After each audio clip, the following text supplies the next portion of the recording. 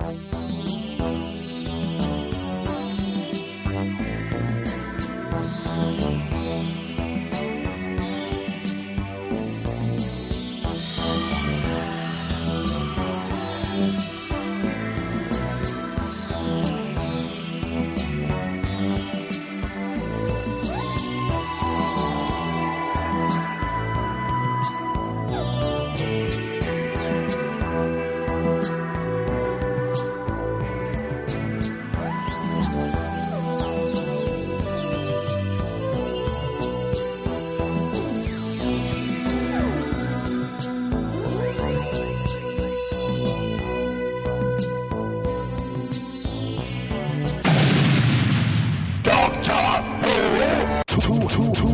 TV. Welcome back to Doctor Who Too Hot for TV. We are the podcast that looks at all things Doctor Who Extended Universe. Today I'm joined by one of the hosts of the Doctor Who show. It's Dave Kitchen. Dave, how are you? I'm good, thanks. How are you? Yeah, very well, thanks. Lovely to have you here, finally. No, it's good to be here. Long-time listener, first-time guest. I often assumed I didn't get invited on because I'm not very funny, and your podcast is very funny, so I'll do my best.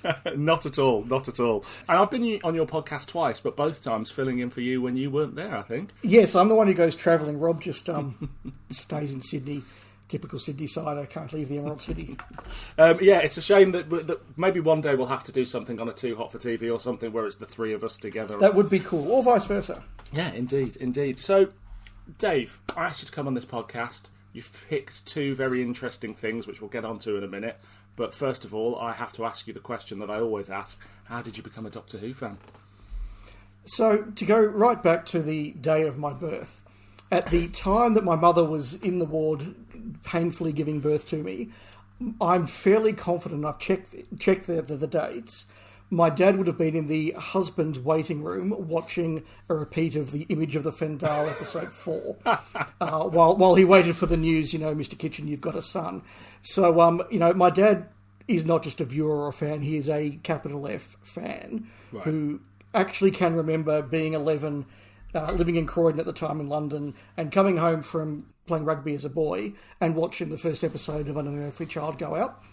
And from then he watched right through to season 5 in the UK, got on a plane, emigrated to Tasmania, and again got to watch season 5 all over again when it eventually arrived in Australia sort of a year later. So he has very, very good memories of season 5, which is lucky him. Pretty cool. But no, in all seriousness, I inherited my fandom from him. I grew up with Doctor Who on the television. There were Target novels on the shelves before I was even born, and I can remember, being a young kid and we'd go into the city and for whatever reason, see the museum or the zoo, and Mum and my sister would be having lunch, and Dad and I would pop down to Minotaur Books to go and get the latest Doctor Who book, and then it would be my bedtime reading. So it went from there. We both joined the local fan club when I was young. I think my dad would have liked to have taken me to rugby training or soccer practice or something, but turns out destiny was that we were going to go to Doctor Who club meetings together, and that's where it all went from there. I got more involved, and I've got a lot of stuff from Dad. I can remember him coming home and saying, "Hey, I've just seen at the video shop, there's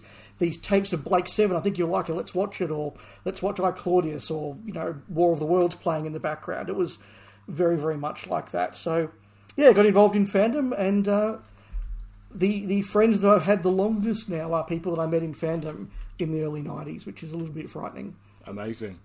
So you mentioned the early 90s. What was your sort of first exposure and indeed continued exposure to this Doctor Who beyond the TV show? So there was definitely little bits of ephemera that came along, one of which we're going to talk about in a moment, but stuff like the Technical Manual or Terry Nation's Dalek book or K9 and Other Mechanical Creatures. And then probably the magazine sort of crept into my knowledge when I was about 11 or 12, and I started... Well, not subscribing to that because it, cost a fortune to get a subscription to Australia from the UK. But when eventually the shipped freight copies arrived in Australia, sort of 3 months later, and got to the newsagent, I'd watch them. And there was always this sense of in Australian fandom back then that you're about 3 months behind everybody else, because that's just how long it physically took to get crap from the UK to Australia by ship. Unless you're a really rich prick and you could air freight your Doctor Who magazines in. But it's interesting because as I was really getting involved in fandom, the show stopped. So a big part of my really involved part of fandom was in the 90s. And so that was all about the new adventures, the missing adventures. It was all about somebody going, hey, I've got the latest BBV thing. Oh, you don't know what that is? Oh, it's this thing called Summoned by Shadows. It's got Colin and Nicola in it. You've got to watch it. And sort of going, okay, well, we haven't got Doctor Who, but hey, that's Colin doing something. So it was very much like that. And that's kind of my year of the show, because as I'm sure the other Australian guests have said, so I was born in 1980. By the time I was 8, I'd seen on just normal ABC broadcast the 2nd, 3rd, 4th, 5th, 6th and 7th Doctors go out. Wow. Just continual repeats, season 6 onwards, just continually repeated. And so I didn't really sort of grow up with a Doctor. McCoy was the Doctor coming out when I was a kid, but that was 12 stories in between just months and months of other stuff. Whereas when we got to the 90s, there was a range of books that were sort of the new thing now, and the repeats had kind of died down a bit, not completely, but a bit. So that was sort of became my era as I got into the show in a really sort of big way, buying the merchandise and writing for the local fanzine and all that crap. Yeah. I'm always really interested in the fact, Australian fans and indeed American fans seem to have, while you say there is that thing of, we're 3 months behind, but the sort of trade-off is that you guys seem to have the whole back catalogue on tap, on repeats constantly, whereas in the UK, it wasn't until, cable didn't properly, we didn't get it till, the late 90s, and I feel like that was quite a common thing. It was only rich people that had cable channels and stuff like that, so it was whatever you could get in the shops was the Doctor Who you were going to see when it wasn't on air, so it was whatever video release there was that month and whatever else they decided to stock. Yeah, and then all of that infamous tape swapping where people were sending copies of the Pertwee years over to you guys and getting a 4th generation copy of the 10th Planet back or something. Because I think I was a little too young for that and wasn't involved in the sort of the fan scene in that respect. So later on in sort of the late 90s, I did start to get a few of the more sort of the Reign of Terror and stuff like that just were never coming out or were being left till the end of the video range. But yeah, I know I was never quite into the infamous tape swapping scene. I feel like I missed out there. No, well, we had a very good audio tape swapping scene where the local club had just a lot of very multi-generation cassettes of 60s Doctor Who, and some of them were just literally someone had put a microphone in front of the Web Planet or something, and then 4 or 5 generations copied later, it was just listening to the Doctor just like this.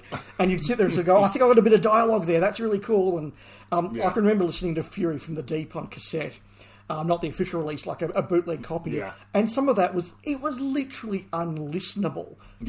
But we'd just sit there listening on the tape recorder because that was Doctor Who. Yeah, I remember those early joint venture and loose cannon recons and the quality of the audio on some of those where you've got a blurry 2nd generation copy of a Telesnap recon that there's no high def scan of a recon, and then you've got this dodgy fan audio and it's just like a blurry mess, but it was magical at the same time. Yeah, so when I was in the Air Force, I had it on good authority that the first Telesnap recon of Power of the Daleks was used in Guantánamo Bay against the most hardened terrorists.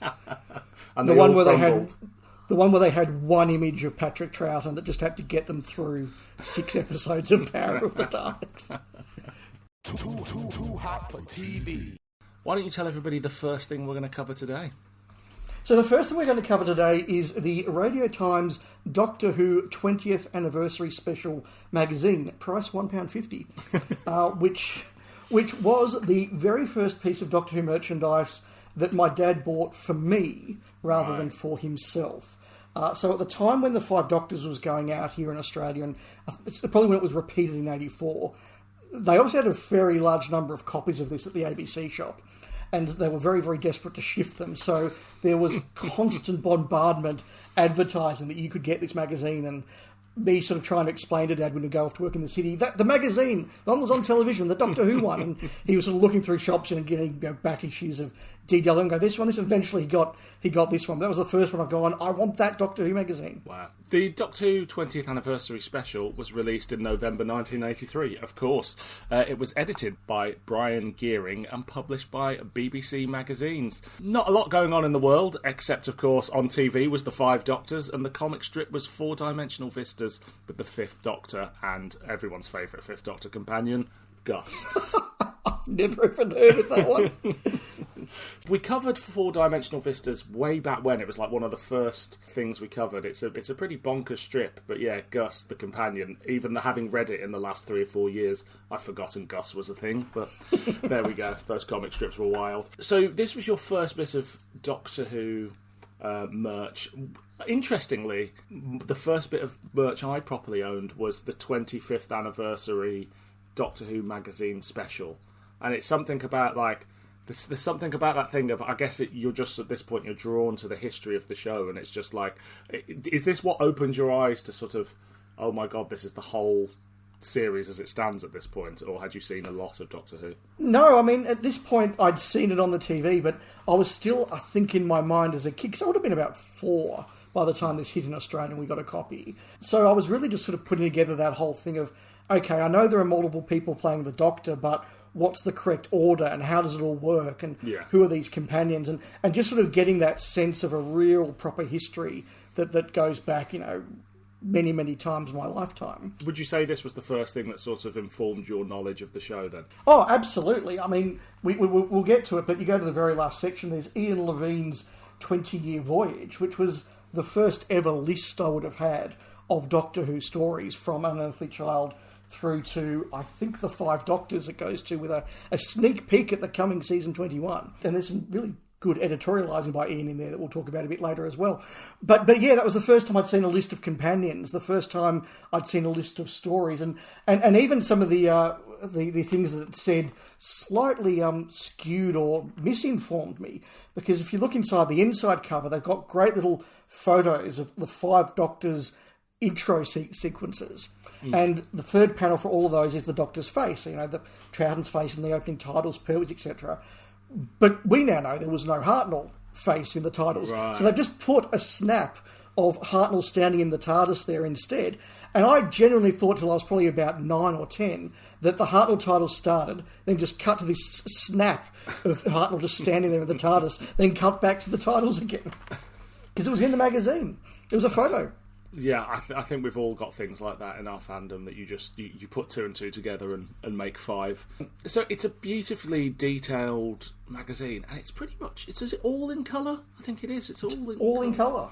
Which at the time, like, I remember Doctor Who magazine itself not going full colour until like the late 90s. So to see all these, there's one black and white photo I can see here, just having a quick skip through of Jamie and Victoria. Yeah, and the seaweed creature from Fury from the Deep is in black and white, but a lot of it's in colour. The Sensorites, the Toymaker, Marco Polo. These are all photos of these 60 stories in glorious colour. It's absolutely incredible.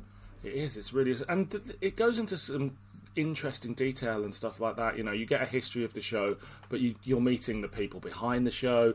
You're meeting JNT, obviously never shy of a bit of publicity for himself, and it's just like, I can imagine what this would mean to you in the same way that the 25th anniversary one meant a lot to me, of suddenly like opening this magazine and just seeing a still from Mind Warp as it was for me, and going, oh my god, what's that story about? And here, like, going, Marco Polo, oh, I've not seen that one, and then getting the bad news later on that you probably never would. But yeah, absolutely. Although the still from Marco Polo has Hartnell there with a very good example of British dentistry if you were born in the 1920s or whatever, and Susan is standing there looking what I now know to be freezing cold, because she's standing in the roof of the world, but she just stands there and she looks like she's fucking terrified.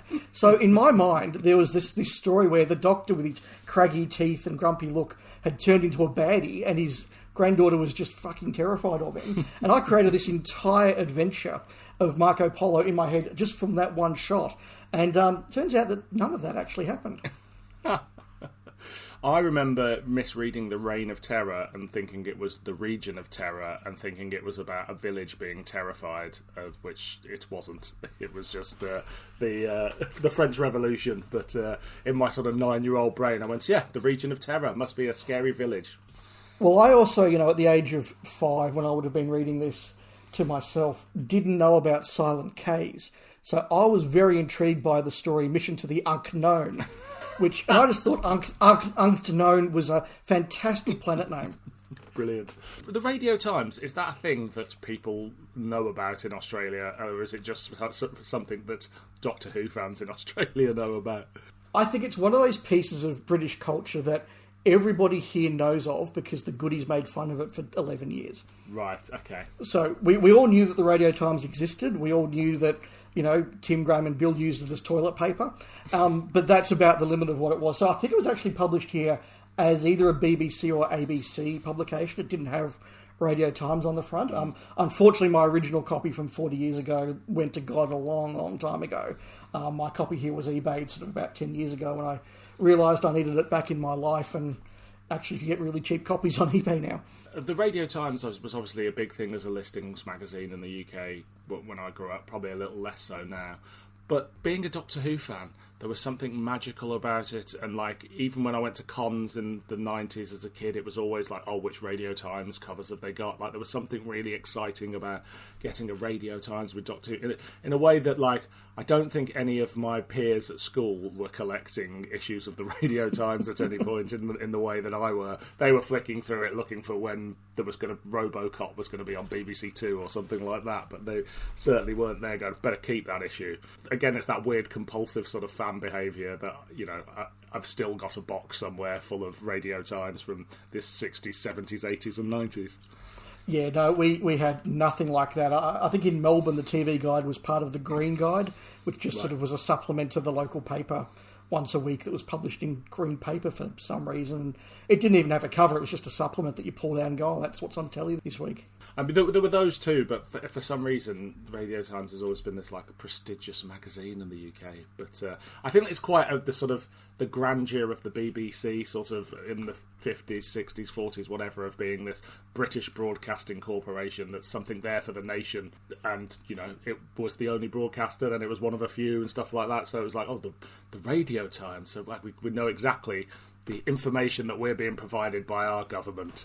But now it's just a clickbait site, really, isn't it? But, Yeah, and we never really sort of had that, because, by the time I was sort of getting to school, the ABC was very prestigious, but doing its best to make sure it didn't drop down to being the 6th most watched channel in Australia rather than, 5th. So, in terms of the content, and there's a story which we'll come to a little bit later on, but yeah.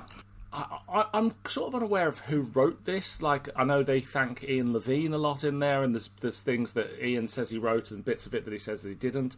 But is the information in there accurate? Is it the sort of do you get a full sense of the history of the show as a sort of coming to this as a kid? So when I came to reread this over the weekend, preparing for this podcast, I was fully expecting to come back and go, the memory cheats. It's not going to be what I remember it to be as a kid. It's going to be full of inaccuracies and just really lame sort of comments, kind of like the J&T companion book that came out about 10 years later. But it's actually really, really impressive. And a lot of it is actually pretty accurate. Now, it's definitely got mistakes where they haven't been able to fact check stuff or go back and check it. So there's a lovely bit where they're talking about the Brigadier, and they talk about his famous quote, Sergeant Benton, chap with wings 8 rounds rapid. And look, okay, there's at least 2 things wrong with that quote, but they couldn't just turn around and put on the tape of the Demons and double check what the line was. So errors like that do slip in, but it's actually fairly accurate and fairly good. And what I noticed as well was a lot of the stories that we've now sort of come to consider as gospel about Hartnell in the role being followed around by the Pied Piper, or Patrick Troughton only wanting to do 3 years and all that sort of stuff. Yeah. It's all in there. It's all in there in those interviews. And I just sort of wonder how many of these accepted bits of fan lore actually started here. I mean, even the Hartnell stuff, they obviously couldn't interview him because they didn't have Adrian Wrigglesfield with his Ouija board to go and interview the dead. Allegedly. But they do have Heather Hartnell giving a really lovely interview about her husband, and there's a lot of really, really good stuff in there.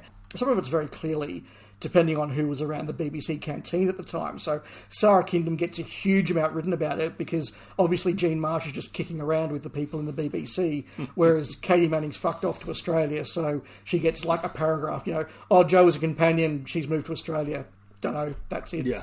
So there's lots of influences, but yeah, I was really surprised at how detailed and accurate it was. How did you find it? Because had you read this before you did this? No, so I definitely own a copy of it, but I'd never read it before. It was that thing of, say, I probably got it when I was like 14 or something, and at this point, it's out of date. I'm getting it because I'm a collector, but if I remember getting 25 glorious years out of the library when I was a kid and being really disappointed that the one season of Doctor Who I saw go out live, which was season 26, was not included in it. So I would have flipped through this, looked at the pictures and gone, put that in a pile of magazines. I mean, it's a basic history of the show, but that's only because this is a broad appeal magazine, isn't it? It's got to appeal to the casual viewer in a way, or the sort of more committed casual viewer, should we say, who's like, I like Doctor Who. 20 years of it. I need to read up on the history of it, but we're so used to the such detailed books now that go into, whether it's El Sandifer or the Black Archive and things like that, where you really sort of pull apart the history of the show and the subtext and stuff like that. To sort of come back to it and go, I can see what this must have meant to you and everybody else holding this in their hands for the first time, because Doctor Who is Doctor Who magazine's still a weekly at that point, I think. No, it's gone monthly, hasn't it? It goes monthly with Davo, I think. That sounds right. But it's still a kids magazine that's got, a couple of comic strips, and then it might do a very basic archive feature on something and a fact file on Liz Shaw or something like this. But this is all of that info in one place, and again, in glorious colour as well. It was very much I know all this, but I'm trying to put myself in the mindset of a kid in 1983 and just trying to imagine what a fantastic thing it would have been. Yeah, I mean, and this was, for example, my very, very first exposure to Colin Baker, and they've literally just got a couple of photos of him from the photo call when he was announced. Hasn't even got a costume yet. They know that he's going to be in something called The Twin Dilemma, but that's it. There's nothing else. And just as a kid, that was kind of bizarre and world-shattering that there was someone who was going to play the Doctor but hadn't yet. Like, that's just... And I think that's sort of that childhood moment when you start to appreciate that although you know that TV isn't real, you don't really understand the idea of they're actors and they go in and they put on a costume and they stand in front of a camera and they perform and everything. You don't sort of get that concept of how this all happens. And suddenly seeing this guy, he's going to be a doctor. Like, what? How does that work? Utterly, utterly bizarre. And seeing him in his civvies, is in his normal clothes, and you're like, that guy doesn't look like Doctor Who. The Doctor doesn't wear a white suit like that. No, although Colin probably would have preferred to. Yeah, I think so.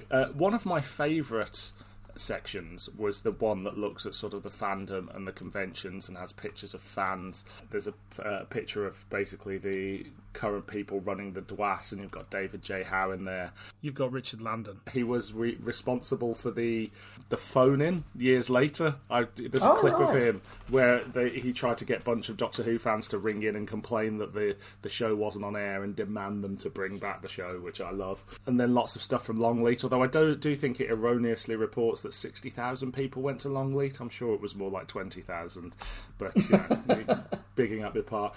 It's also one thing I do remember about seeing this for the first time. There's a picture of some fans in cosplay, although they wouldn't have called it cosplay then. No, it's dress-ups in here. And there's a Davros who's very low down in the bottom half, and I remember as a kid seeing that and going, well, that Davros looks weird and that mandrel's too short. And the sort of things that irritate you as a child, that's just like, but it's not quite right. But there's some brilliant little... there's someone with like a homemade Cyberman suit, stuff like that, and just lots of people, someone dressed as the Brigadier. It's like, I love these little snapshots into sort of earlier fandom. I love the one of the gentleman dressed as the Brigadier in a uniform that is absolutely nothing like ever anything worn by the UK Army, but it makes it very clear, producer John Nathan Turner with American fans, so that's okay. Americans who got it wrong. But it's also that thing of maybe, you're watching Doctor Who, it's going out on a cable channel, and you're even though it's happening regularly, you might be doing it from memory, sort of going, so what sort of stuff does the Brigadier wear? Well, I know he wears a hat, I know he's got the jacket. What colour is it? I think it was a greeny, grey, I can't remember. And, because you don't have all those reference works to suddenly jump in. So, whereas now, people want to get their cosplay as accurate as possible. Here, they're sort of working from a memory. We sound like sports fans talking about back when they played football for the love of the game, before it became commercial. We do, but that's what it was like back then. Yes, it was. Other highlights, I just love all the pictures of the monsters. That they've obviously sat there cutting these pictures out of Vords and the K1 robot and Chameleon and stuff like that. And there's a really pale Zygon in there next to a very green Ice Warrior. The colour photo of the Sensorites, and it's just like, oh my god, like all these things that I'm thinking of, things like the Sensorites and Ambassadors of Death, where you're like, oh, I haven't seen these stories, what are they? And again, just this promise of adventure and stories unknown. Yeah, it's absolutely amazing. It's probably the thing that I remember most about it, reading as a kid, was just all these photos of monsters I'd never heard of. As you say, Vord, seaweed monsters, all that sort of thing. And just thinking, what sort of story was this? And I think they knew correctly that, I mean, we all talk about it. The thing that people remember as kids about the show is the monsters. Yeah. And so, look, it's nice as an adult to go back and look at, the fandom of the time or some behind-the-scenes stuff, which is really quite interesting looking back as a fan now, knowing, who all these people were. But as a kid, you just wanted lots of photos of monsters. And it absolutely delivers that in stories that we could never have expected to see even here. Absolutely. One photo that I can't say for certain that I saw it first in this, but I remember seeing in something, was a picture of Councillor Heddin, having known that Michael Gough played the Toymaker, and again, this my fan child brain going, oh, is there an episode where the Toymaker pretends to be a Time Lord? Of course, no, it's just the same actor. But it's those little things, again, like, I love things like that, and I'm always keen to hear, people's sort of misinterpretations of the show as they piece them together, and that was just one of mine. For some reason, I thought that Count Scarleone's suit with the sort of the V-neck line looked like Davo's costume. I think because they were both beige with a V-neck. And so I thought there was a story where the Fifth Doctor turns into a monster. Which, of course, there is, just not that monster. Yeah, absolutely. And look, we have to talk about Ian Levine's big guide to the show. Because as I say, it's a practical thing. That was how I knew what stories there were, and that was how Dad, I could go, oh, finally our target books can be put in the correct order on the shelves, because we actually have a list. But Ian Levine just, you'll be shocked here, but he can't help but editorialise. And just sort of one example there, he's talking about the underwater menace, and he says, the fish people could be termed somewhat less than successful. Okay, then.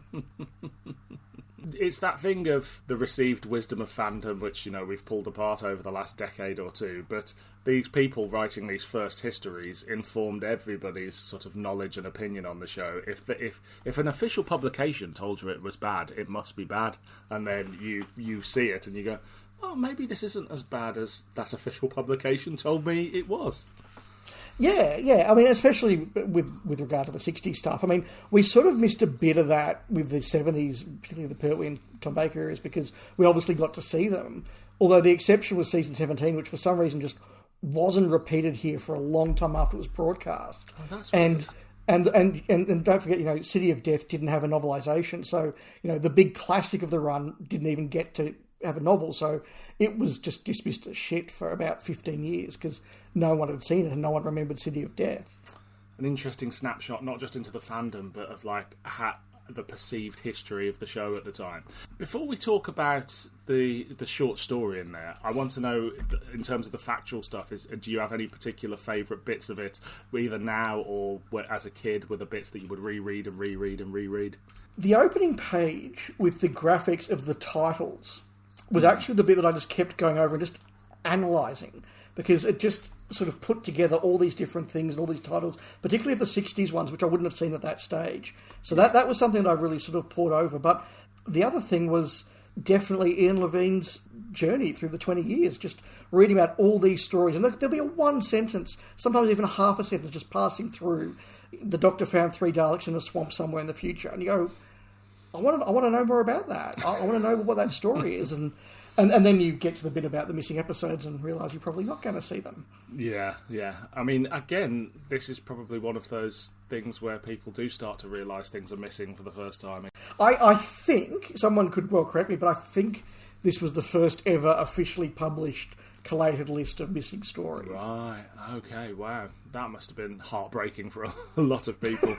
I imagine so, yeah. But, we've found a lot of them since, so that's nice. Yeah, exactly. And who knows, maybe a couple more will show up in Philip Morris's lockup in Wigan. But less said about the better.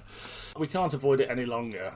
There is a short story in this, which is written by Eric Saywood. Why don't you give the listeners a bit of a rundown about what this... Because it starts off and you think, oh, this is just a sort of trad Doctor Who story. But it sort of goes a bit more into an origin story of Doctor Who. So what do we think of this origin and what is it? I was rereading this yesterday and I realised that Eric Saywood had invented the Chibnall era about 30 years early. Because you get this story set on this battleship, which is actually a TARDIS, where the Master teams up with the Cybermen to completely change the existing canon regarding the origins of Gallifrey and the Time Lords and the Doctor's past and the Master's past. And it is absolutely and utterly bonkers and like nothing I've ever read from Eric Saywood before or since. It's just amazing. And you know what? Ian Levine claims to have written Attack of the Cybermen. I reckon if he claimed to have written this, I'd believe him. Yeah, I can see that. Or just Saywood is way more versed on the history of the show than he lets on. Either way. I'm always interested in Saywood's... So it's this, and then like slip back when he's not sort of necessarily... JNT isn't paying too much attention to... Like, he's probably casting an eye over it, but ultimately it's just Saywood getting to write the versions of the show he wants to. And this is him trying to do almost like a high-concept sci-fi story in a way, even though it's a bit of a mess.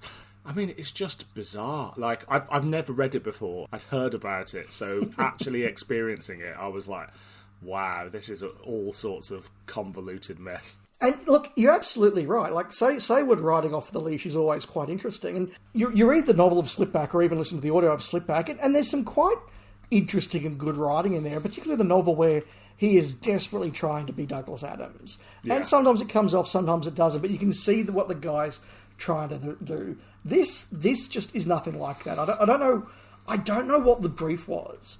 As I initially read this, I thought, the brief was, write something that a 6-year-old's going to watch.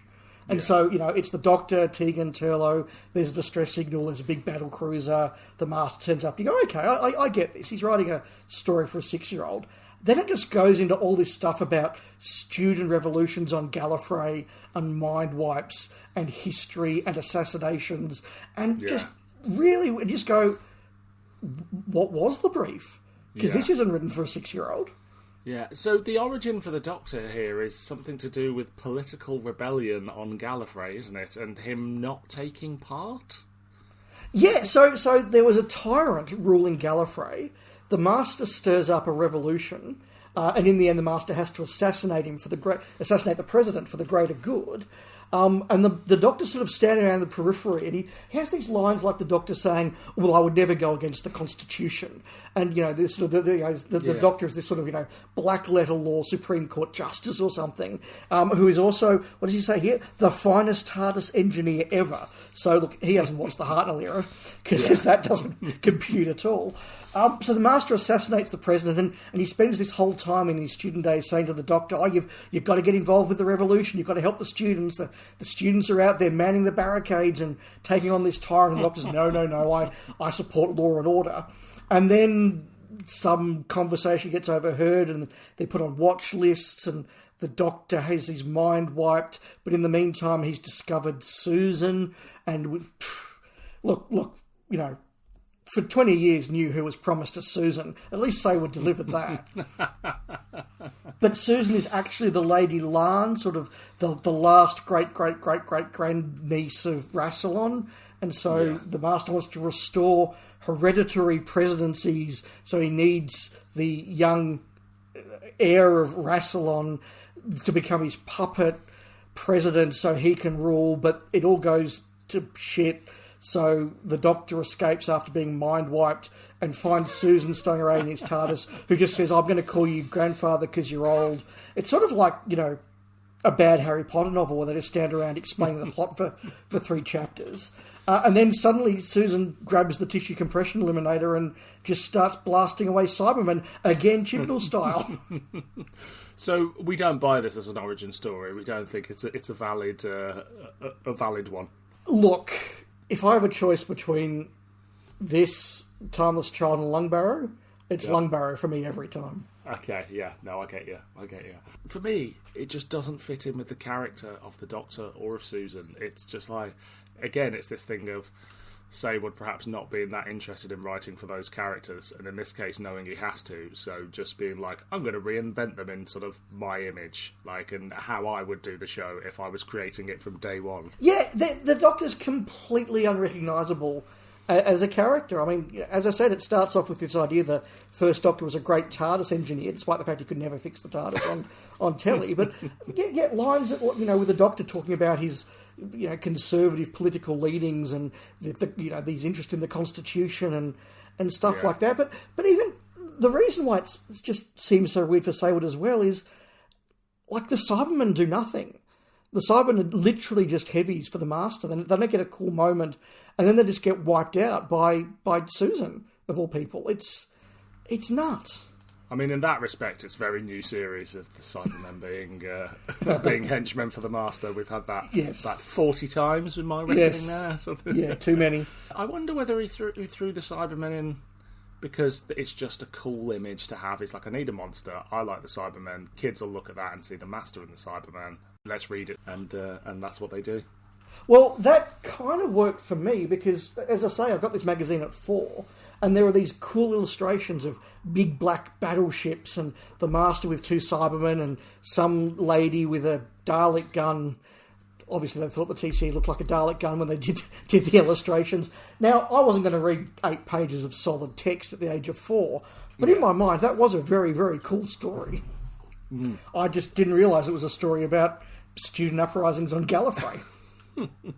The thing is, I can imagine reading this when I was like 12 or something, and thinking, oh my god, this is a great origin story for Doctor Who. That in a way that I wouldn't now. It's like in an episode we've just done, we look at some of the pitches for the Nth Doctor book by Jean-Marc Lefisier, and I remember reading those pitches again as like a 12, 13-year-old and thinking, oh my god, this is amazing. It's Doctor Who. It's a big action film like all the other things. And then you go back to them now and go, God, that is a terrible mess on so many levels. But because your sort of 13-year-old brain wants cool, gritty, in inverted commas, Doctor Who, this is Cybermen and origin stories and politics and it's a bit dark, So I can imagine me coming to this as a 13-year-old or something and thinking, what a great story. Yeah, I do remember sort of rereading it again when I pulled out the magazine at the age of about 12 and not being sort of blown away by it, but certainly sort of nodding and going, okay, that makes sense. that fits, Susan. Yep, that's why she calls him grandfather. Okay, I can dig that. Yeah.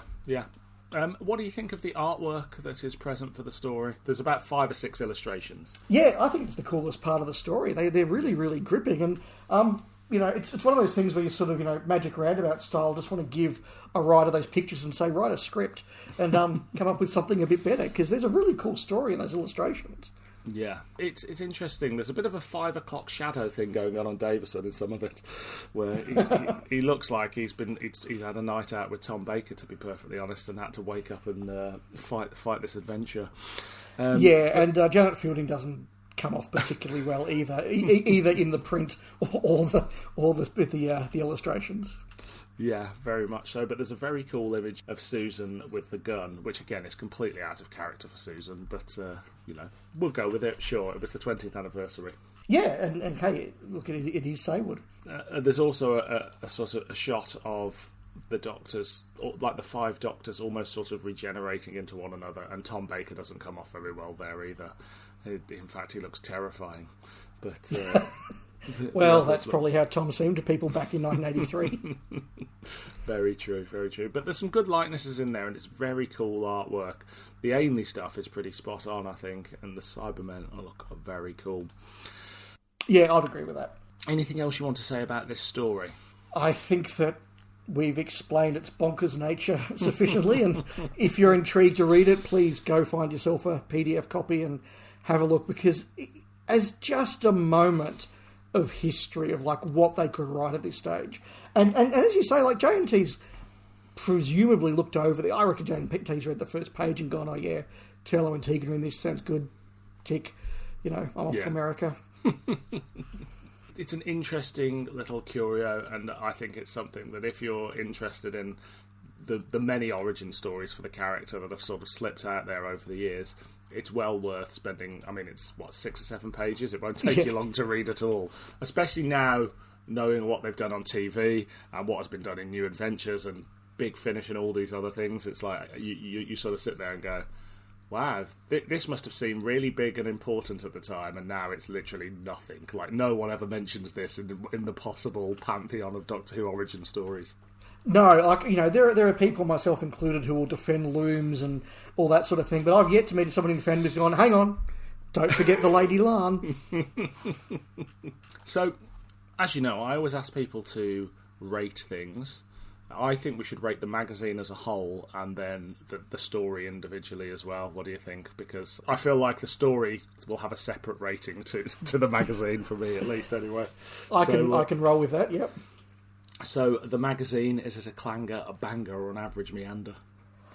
I approached this thinking I was going to have to do the whole, through the eyes of nostalgia or whatever, but rereading it again and just how many great photos there are, how much detail there is, and how many of those classic stories, even stuff about the J&T casting Colin at a party, like that's in there. This is where we got it from. I actually think that even without my nostalgic lens, that it stands up as a banger. And this is something that any fan, I think, who cares about the history of the show needs to have a look at this. Yeah, absolutely. It would be a banger for me too. Again, I was just the same as you. I thought, well, I'm going to have to look at it through the prism of what it was like for somebody getting it back then. But actually, there was something very magical about looking at all those images and reading the history of the show that occasionally gets a slight detail wrong and being like, they're doing the best they can. So it's a banger. It's a banger for me. As for the story, I'm afraid it's a clanger from me. What about you? Is there a rating below clanger? Yeah, clanger minus. Yeah, I was really glad to read it as just like this weird little origin story, but it's not a very good story on any level, really. No, as a piece of curiosity, it's fascinating, but it's a terrible story. Too hot for TV. Why don't you tell everybody the next thing you've chosen to look at? Well, the next thing I've chosen to look at is the Virgin Missing Adventure Lords of the Storm by David A. Mcintee. Excellent. Now, this is the first time we've covered a missing adventure on this podcast. And actually, when I first started it, I was kind of hesitant to do books because I felt there was a lot of podcasts that did books. And also, quite frankly, I thought they'd take far too much time to read. But once you get back into the New Adventures and 8 Doctor Adventures and things like that, which I hadn't read for years, you suddenly realise, as long as you're engaged with the story, how quickly you can get through those sort of 250 pages. I think part of my brain went, well, 12-year-old me did find Missing Adventures a bit of a struggle to get through, so they must still be that. And actually, you go back to them now, and you can get through one in a week quite easily without taking too much time out of your schedule. Yeah, I have memories of being sort of 12 and trying to get through 400 pages of Lucifer Rising. And look, it was a great high concept story, but at 12, that was, I could almost sort of feel the words just sort of sliding off my eyeballs because it was just dense.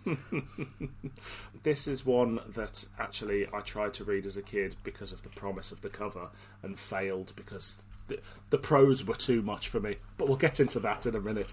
Lords of the Storm is a fifth Doctor and Turlough novel, as you say, written by David A. Mcintee, released on the 7th of December 1995. News at the time: the Doctor Who TV movie production was delayed again, and this time it was accompanied by a photo of Eddie Izzard, who the tabloids were mooting to be the Doctor, but I don't think was ever under any serious consideration. Apparently the BBC was keen to film a scene with Sylvester McCoy. It's still the current Doctor in their eyes, but the Americans were less keen. It's also the first time we get a mention of a police box and the Master being a snake-like creature, so they're in there. Delta and the Bannerman's Malcolm Cole is the co-producer of a film budgeted at $8 million entitled No Regrets, which is in development by Focus Films. He continues to work on the screenplay, and they're hoping to make it soon. I don't know whether that film ever happened, but I'm keen to see. I've never seen anything else written by Malcolm Cole. I don't know about you. No, I can't say I've even heard of it, so no. The comic strip at the time, there were 3 comic strips in Doctor Who magazine: The Cybermen, The Dark Flame Part 4, Operation Proteus Part 3 featuring the First Doctor and Susan, and The Final Analysis featuring the Fourth Doctor, Romana 2 and K9 2. Other releases were Blacklight by Andrew Scaletta, Shakedown, The New Adventure was published, and the Doctor Who Handbook, The Fifth Doctor. So, any fond memories of any of those news stories, any of those comics, any of those releases? I certainly have fond memories of the handbooks coming out, and I was collecting them at the time. This was the time I certainly read those Doctor Who magazine comics. This was that very weird time where Gary Russell had just got bored of Sylvester McCoy and just decided we're just going to do random Doctors. We're going to have the Fifth Doctor and Cows on the Moon, written by Gareth Roberts, because why not? Yeah. And I don't particularly remember that era of the comics with particular fondness. Possibly partly because I was just sort of getting to that age. I would have been 15 now, so I was probably at that age where comics were becoming less interesting and books were becoming more interesting. And this was certainly the time when I was, devouring the Virgin books, but also through them had discovered Star Wars original fiction, the Star Trek pocket books, the novelizations of Red Dwarf, stuff like that. So that was my wheelhouse at the time, and maybe I was just, feeling a bit too grown up for comics at 15. Yeah. When I've revisited that run of comics where he's jumping around from Doctors, they feel very ineffective stories. The best comics are always like the big ideas they have in the 80s or the 8th Doctor run where they've got continuing arcs and stuff. Just having a random, very short story with the second Doctor or whatever. Like, I remember we covered one on this podcast quite early on and we just had nothing to say on it because it's just like, oh, there's a cool image, it's over, it was a very throwaway plot, the end. I think we only did about 6 or 7 minutes on it. It's just a very dull time in the comics, I think. Yeah, I agree with that. It's really hard to capture a Doctor and their era in the space of a 3-issue comic. It just is, and I don't think it worked. No, I don't. I mean, there's some great artwork that came out of it. That's probably the best thing I can say about that run. Too hot for TV. The Sontaran Rutan War has gone on for millennia, with high costs, billions dead, and whole star systems annihilated. However, victory may be within reach, courtesy of the human colony world, Ragi. When the Doctor and Turlough arrive there, they find a society ruled by a strict caste system, but there is more. People are being infected by a mysterious disease, or vanishing in large numbers while strange asteroids orbit the Sun. The Sontarans appear to be tagging people's DNA via the common cold, while the leader of the colony has been DNA tagging the different castes by contaminating the water supplies in order to genetically differentiate between the castes on Ragi.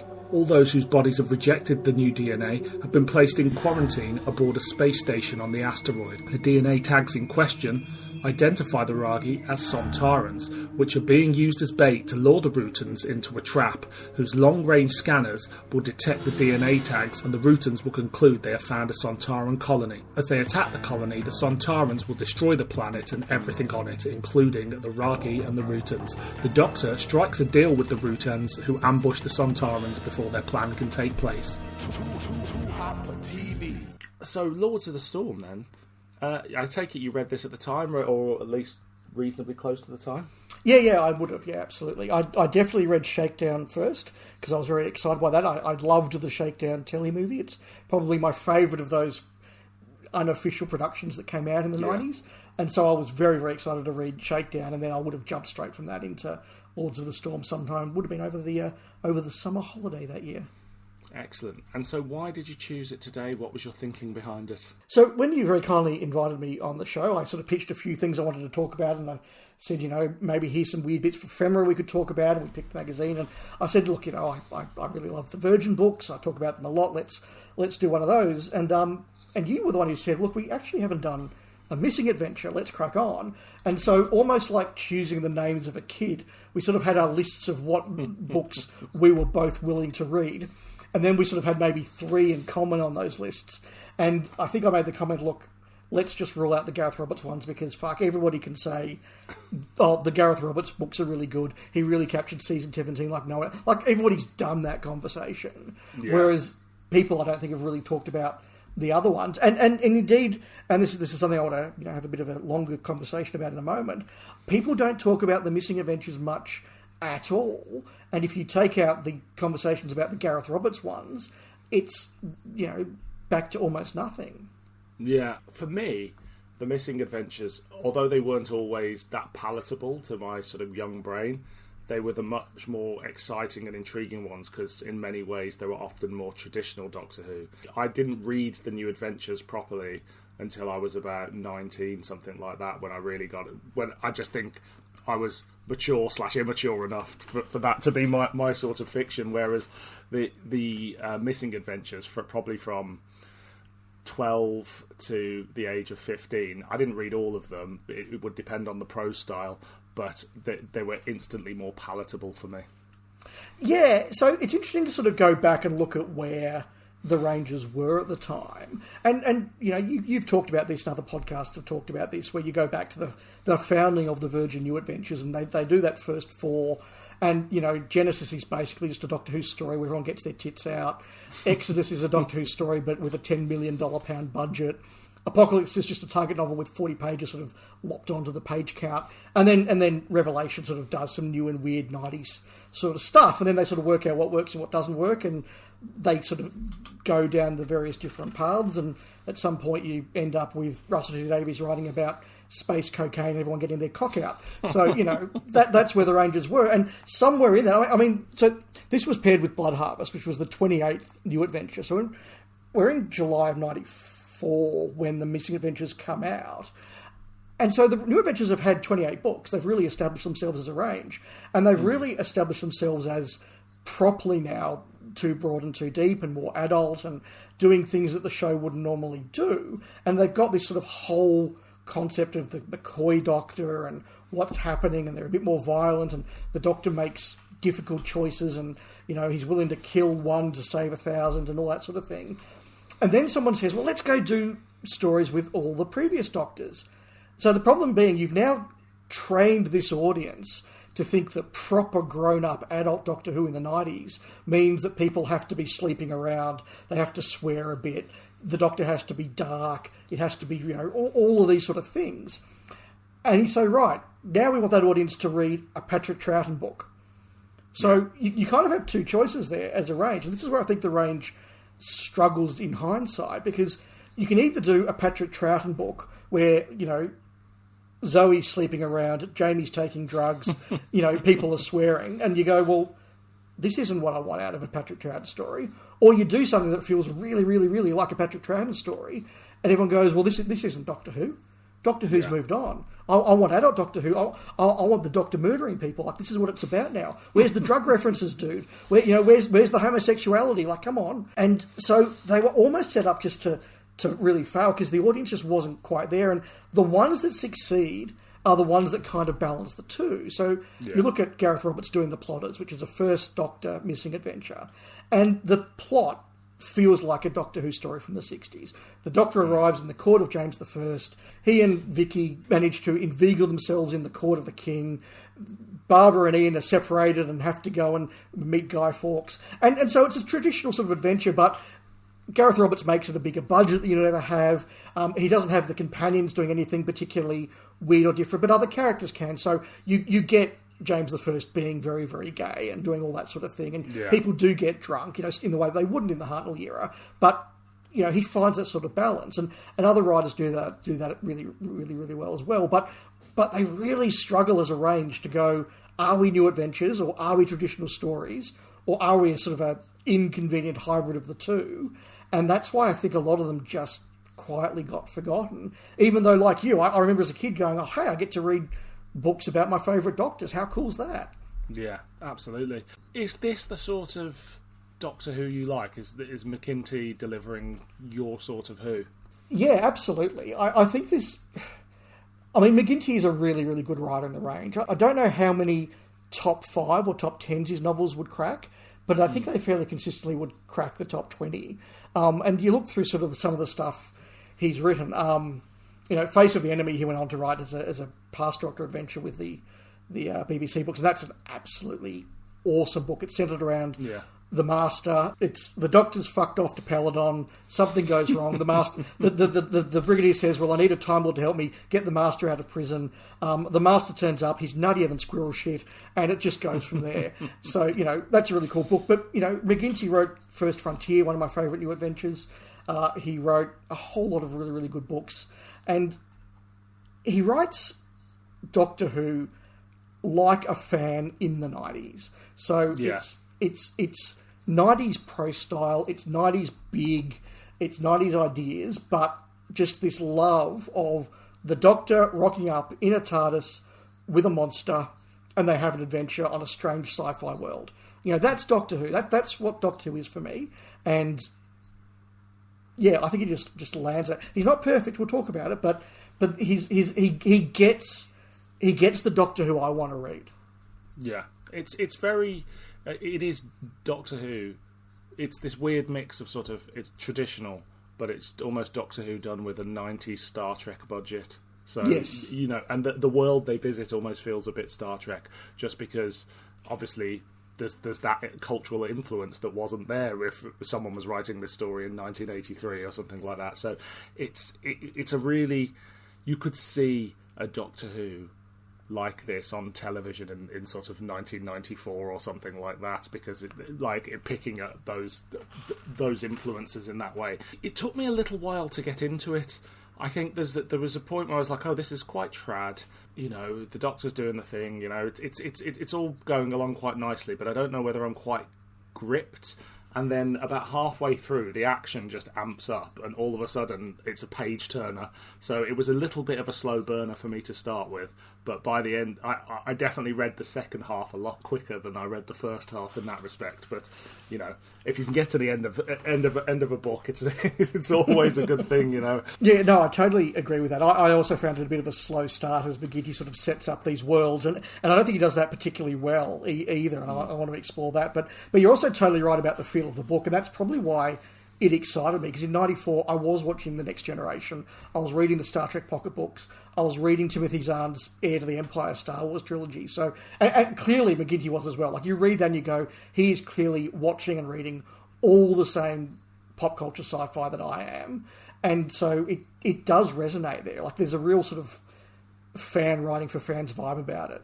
He does something quite interesting with sort of the cultural influences of the book. So, sort of, how do you think they're handled, the sort of the world in which it's set? Yeah, so it's fascinating to look at that through the lens of 2024, literary politics, because he makes the decision. He says, right, let's do the planet of people from India. So he says, okay, we always have these planets where everybody's come from the British Empire, or Britain, I should say. Let's have one where everybody's come from India.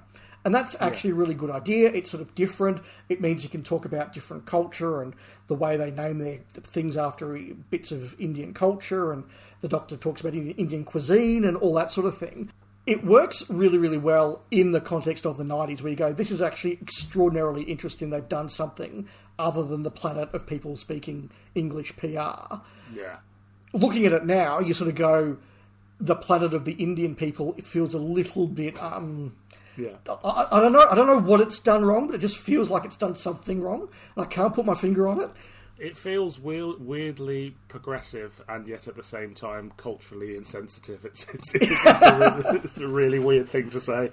I'm exactly the same as you. I can't quite say what the problem is, but I do feel like if this was a TV show now, somebody would say, I think we need to get somebody who is of that heritage to perhaps give the script a once over.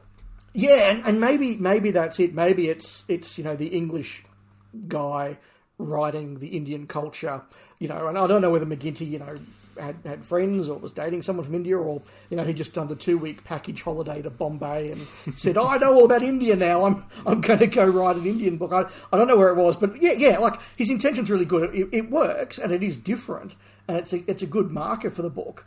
But also, you just look at it and go, I don't know you'll do that now, but I don't know why. But it is a good world. I'm like, this is someone who's thought about the culture and the politics of this world and the people that inhabit it, and the guest cast. I do feel like 3D characters. They're not just cannon fodder for the Sontarans or what have you. Yeah, look, there's a couple of cannon fodder people in there, but like they are actual people. They have jobs. The one thing is that it took me about 2/3 of the book to really work out that, okay, there's this big gas giant planet, and then there's a moon in orbit around it, then there's another moon with a space station, and like just sort of, and there's sort of this gas field where these giant space squid live or something. Like, it's really big, it's really grandiose, it's really cool sci-fi, but it took me 2/3 of the book to really get a sense of who was on what moon or planet or space station and how they moved between them and all that. That was probably a weaker part of the book. Yeah, no, I get that. I get that. What about the handling of the Doctor and Turlough in this? Are they the people you recognise?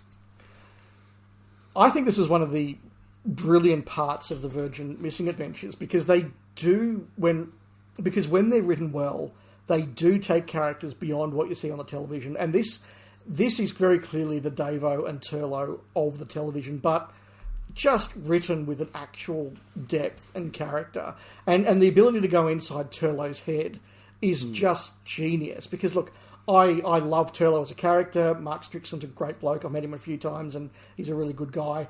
But, Turlough is basically Mark Strickson as performance, as written on the TV. Whereas in the book, you get all these things about how Turlough thinks about himself, the idea that he is part of the Tryon aristocracy and sort of gets a bit bored hanging around with all the pleb class. The fact that he, isn't a coward, just makes very rational decisions that this isn't a good or safe place to be right now, so he's going to leave. It gives a whole lot of gravitas to the character that isn't there. And the same with the Fifth Doctor, who, look, my podcasting partner Rob will hate me saying this, but I've always found Davo's performance just a little bit bland. Very good actor, but just a very bland Doctor. But here, he gets to be a little bit edgier. It's somebody writing for the Fifth Doctor who's seen Planet of Fire and Frontios and the Caves of Androzani and knows that's how you do it, rather than the earlier Davo. He's gone, right, what's the best Davo? It's the late season 21. Let's do that. Yeah, there's a little moment where Turlough says he like in his sort of internal monologue, says that he misses Tegan. And it's not like a pining or anything like that, but I just thought, well, of course he misses somebody to bounce off, and even though they bickered all the time and things like that, it's an interesting dynamic between the Doctor, Turlough and Tegan. And just to sort of hit that little note, it's like, oh, I never thought about that, but I'm sure he would in this sort of dynamic and this sort of way. Yeah, I mean, the Fifth Doctor, Tegan and Turlough is one of my favourite TARDIS teams, so that drew me to the book as well. But removing Tegan from the dynamic is really interesting, and you also get that same vibe between Turlough and the Doctor, where he's sort of like, I'm not going to admit this guy's my friend and my buddy and I really care about him. Oh, he's just my meal ticket, but I do kind of care about him and I do sort of trust him, and okay, well, he wants me to, help save the world, I'll do that because, he's my mate, but I'll never admit it. So what about the Sontarans and the Rutans, who both feature in this? How are they handled for you? So, having read this and Shakedown, which this book leads straight into afterwards, I am baffled as to how the Rutons didn't win this war millennia ago. Because both these books make the Rutons out to be these incredibly cool, powerful, effective things. They can shapeshift, they can electrocute dozens of Sontarans in one go. Their ships are awesome. And you just sort of sit there and go, how have they not smashed the Sontarans, who are just slightly inept? And the Sontarans are brilliantly written, but they are pretty inept. And I think this, because he's obviously seen Shakedown at this point and is tying it all together, but we really start to get a bit more of the idiot Sontarans. That Shakedown has one, and obviously we get them a little bit more in the new series as well. And I do enjoy an idiot Sontaran, but as you say, when you put them together with these with these creatures, the Rutans, that are written so fantastically, because they're sort of, obviously we've got Fang Rock, but they're sort of a blank canvas. They're right for the mining, shall we say, in terms of we don't know a huge amount about their culture and their race, and we've only met one of them. So he really builds up the Rutans, and as you say, same note. I was like, why haven't the Rutans won? This sometimes are fucking useless. Yeah, and look, I mean, the Sontarans are really well written, and there's some really good characters in there. Like there's the old General Sontaran that's been through many battles, and now he's a little bit doddery, and struggled in the first debate or something. And so you sort of get that sort of a vibe. Then you get the ambitious middle rank Sontaran that just wants to achieve, and then you get the slightly junior one that thinks his boss is hopeless, and all that sort of thing. And like this, they actually make the Sontarans characters, and they make them workable, but part of making them real characters is that you've got to make them fallible. And once you make them fallible, and the problem is, the book's nearly 300 pages, so the Doctor and his companions and the main characters have to escape from the Sontarans several times just to get through the page count. So you again have that sense of, like, these Sontarans are so hopeless they can't even lock someone up properly. You do get some quite interesting bits where that you get stuff written from the point of view of the Sontarans and stuff like that, and we spend time with them without the Doctor and things like that, and it's quite an interesting, I was going to say fly on the wall, but that's not the right term at all, but it's an interesting look at sort of how they think, how they function, but as you say, they don't come off as the greatest military strategists, which I don't think they really have in the TV show for a long time either. No, I mean the Sontarans that we kind of remember as being awesome are the individual ones. It's Lynx rocking up in the Time Warrior. It's Styre torturing people in the Sontaran experiment. And they're really cool because they're one person, or one Sontaran, I should say. There's me being racist again. They're one Sontaran out there, and they're just doing lots of really cool, violent stuff and really effective, and they have high body counts and all the rest of it. Whereas once you start to get 5 or 6 Sontarans, they're not 5 or 6 times as effective. And so it just sort of, you just sort of get this feeling of...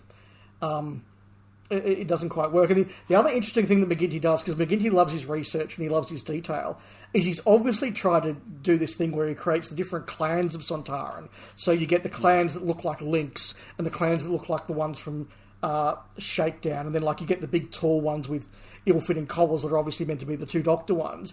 And I just, that's a really cool idea. But I had no idea which was which. And he said, these are the brown Sontarans. I'm like, which one was brown? And I think I worked out the Shakedown ones, the ones with spots or something. But it was like, dude, I get they had different costumes for the Sontarans over the last 30 years. Just, I don't care. Just roll with it. We don't need an in-canon reason why there are different costumes for the Sontarans. So what about its link to Shakedown? How does it link to your favourite video spin-off? In the most insignificant way you could possibly do it. And it's interesting because this is the second time they've done that cross-range link-up. When they launched the Missing Adventures with Goth Opera, that was a prequel to Blood Harvest, the new adventure. Yeah. So that they've done the same sort of thing again. But literally all it is one character that leaves the end of this book and then is the antagonist for the next book. And isn't even sort of seen for a lot of the Shakedown novelisation. He's the guy that they've just missed finding, for the first 200 pages. Even in this one, as I was sort of getting toward the end, I'm going, I've got 30 pages to go. I was like, when's the Shakedown link-up stuff going to start happening? Yeah. And it's it doesn't even have him arriving at, the station in Shakedown or something. It's just him in an escape pod off on another wacky adventure that happens to be Shakedown.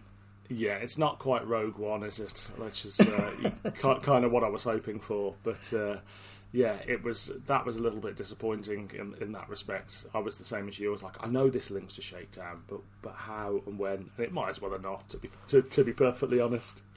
Yeah, no, look, it was nice at the time to read them back to back and see that character go through the two books, but it's very, very insubstantial. And look, it's a nice idea, and I think it was done for editorial reasons rather than marketing, because, you know, by the time you're at 1995, like, you're either buying these books or you're not. Yeah. And those people who are a bit more trad and are sort of just buying, you know, the more traditional ones, you know, oh, it's by Terrence Dicks or it's got a Sontaran on the cover, they're buying these books whether they're linked or not. Yeah, for me as a kid, it was that, like, oh, it's Peter Davison and the Sontarans. Well, we've never seen that, so that is why it would sort of spark my imagination, and I would pick something like that up off the shelf. You know, in a way that the new adventures, I'd look at the cover and go, well, I don't recognise anybody on this cover apart from the Doctor. Like, why would I be interested? I remember when the Bernice range of audios were launched by Big Finish, at which point I think I was probably 15, and I remember thinking, a spin-off of a book? No one's ever going to buy that. I just thought it was too far, wasn't interested, and I love those Bernice audios now, but it's weird how your brain sort of goes, this is what I think a Doctor Who spin-off looks like, and it's not that. And so, yeah, and it's a striking cover as well. Like, you know, you've got the sort of Indian iconography, and then you've got a Sontaran, and you've got Peter Davison, and you're just like, okay, this looks like something a little bit different, but still recognisably Doctor Who. Yeah, and I mean, Alistair Pearson does the cover, and he's my favourite of the Doctor Who cover artists over time. He's absolutely amazing at that job. But even the fact that they can put a Sontaran on the cover that looks like Lynx, even though Kevin Lindsay had, you know, long since passed away and they would never do a Sontaran costume like that, because it's a painting, you can just draw a Sontaran from 1974 and we'll go, that's it, that's the classic Sontaran, that's what we want to see. I remember a similar thing happening when Mind Game came out from Real Time, and the Sontaran costume they got was the most Lynx-like that we'd seen in a long time, and that people being very excited by the prospect of that. Maybe they weren't too thrilled with the performance in certainly the first one, but I've got to say, back when I was part of the local Doctor Who club, whenever we had our monthly meetings, there'll be a room where we'd all just sort of hang out and chill and chat and whatever. Then there'll be the video room where they'll be on whatever old classic story there was, or if we had a new BBV production or something, that would be put on, and those who wanted to watch it would watch it. And depending on the quality of the video room, the ratio between the two rooms would be higher or lower. The only time in our entire time running the club in the 90s that the video room was empty was Mind Game 2. After about 7 minutes, everyone just gone, nah, I can't do this. Poor old Mind Game 2. Look, great idea, but it's not exactly the most engaging and visually interesting of the productions. No, I get you. Is there other things you want to talk about of Lords of the Storm? We've covered a fair amount, but is there any other points you've got?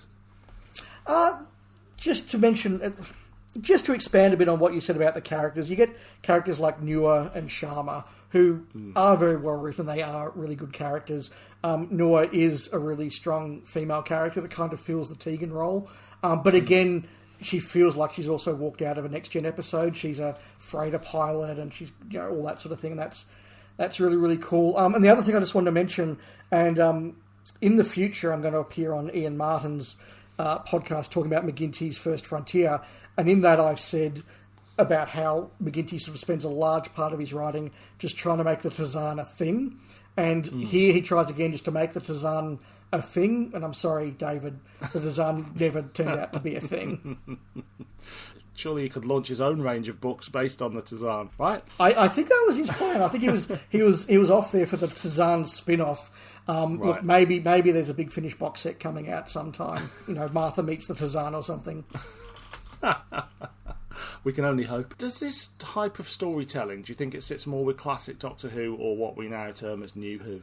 I think, even though this is not paced like a classic episode of the show, it still has that classic pacing of taking time, building up characters. And as you said, you know, it takes the first sort of 70, 80 pages to really get into this book. And that's not uncommon with the Virgin Yeah. books, because they do sort of feel like that part one of a four-parter, where you arrive, you explore the planet, you meet some people, Yeah. and then there's a cliffhanger, like, oh my god, the adventure's starting. And you can't get away with that in New Who now. So they still, even though they're bigger than the classic range, I think they still feel of that time. And you know, this is not just pre-New Who, this is pre-McGann. How did you find it?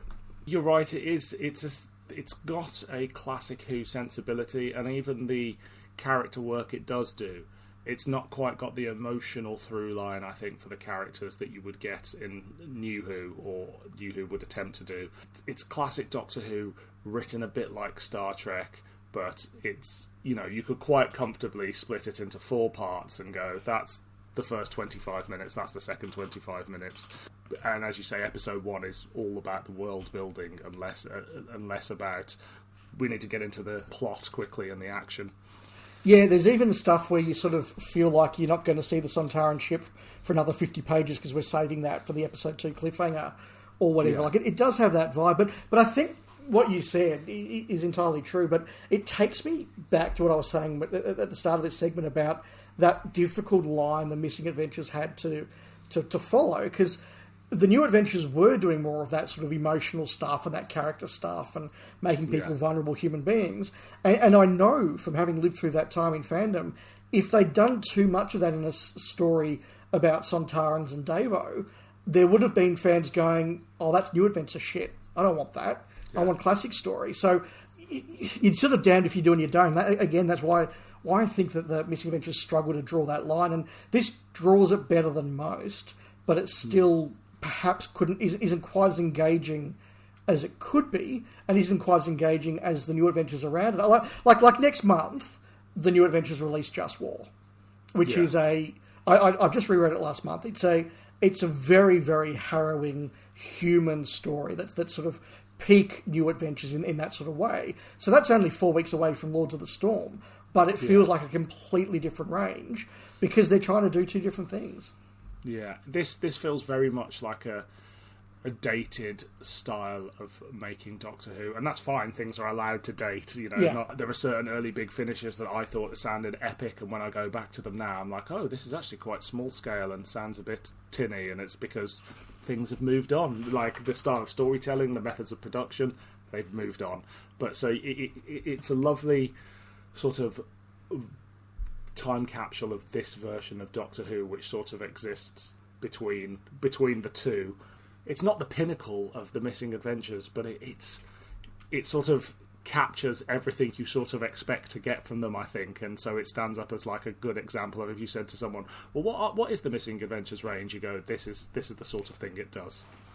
Yeah, I think that's a really, really good summation. It's not one of the out there classics, but it's not one of the many, many fails of the range. It's a good, solid story that, as you say, by the second half, I wanted to know what was happening next. I was totally invested in the Sontarans and the Rutans and the characters and the big idea and this science fiction premise, you know, done on a TNG budget.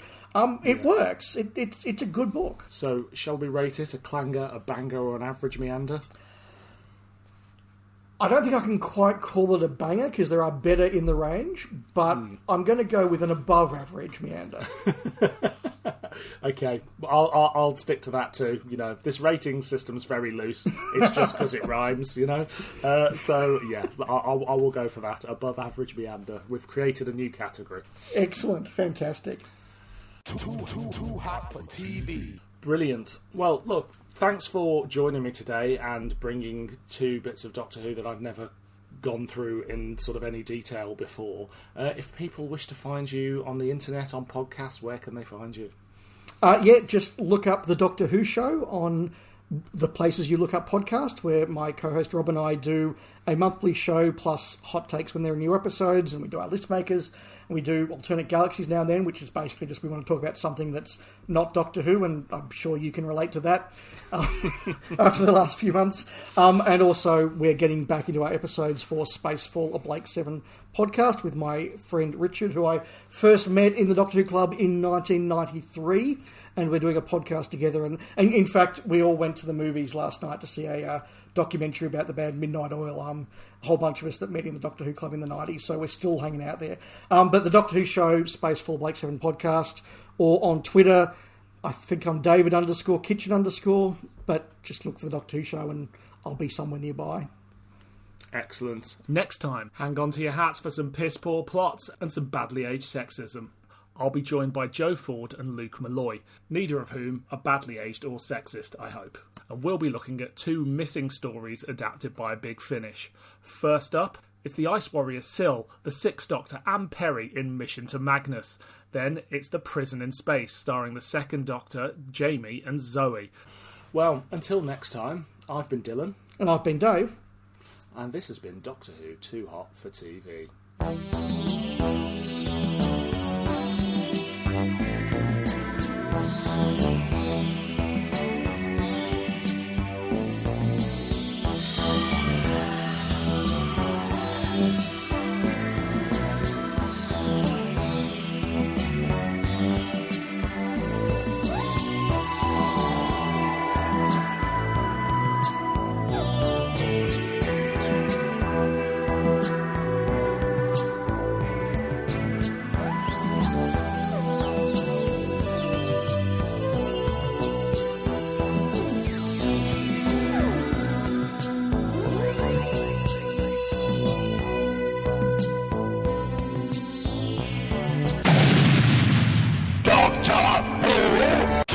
Too hot for TV.